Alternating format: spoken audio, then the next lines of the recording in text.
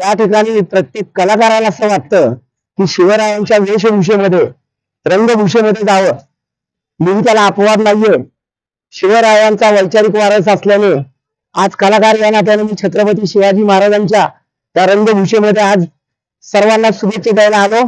या ठिकाणी एकच गोष्ट सांगेन, छत्रपती शिवाजी महाराज हे स्वतः अतिशय कणखर बाण्याने लढले आणि सगळ्या जाती धर्माला एकत्र घेऊन त्यांनी जे स्वराज्य निर्माण केलं होतं त्याला कुठेतरी आता तडा जातोय असं वाटतं.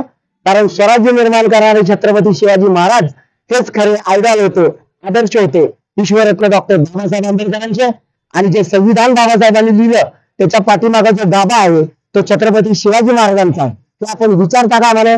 आणि या ठिकाणी सर्वांनी जाऊन या दोन्ही महापुरुषांना नतमस्तक होऊन त्यांचं संविधान अबाधित कसं राहील यासाठी आपण प्रयत्न केले पाहिजेत. आज या शिवजयंतीच्या शुभ मुहूर्तावरती मी राजकीय काही बोलणार नाही, पण मी नक्की लोकसभा सातारामधून, पुण्यामधून का बारामतीमधून लढणार हे लवकर मी तुम्हाला सांगेन. आज जास्त राजकीय नको. दोनच राजे इथे जाहले कोकण पुण्यभूमीवर, एक त्या रायगडावर, एक चौदार तळ्यावर. जय शिवराय, जय भीम, जय संविधान.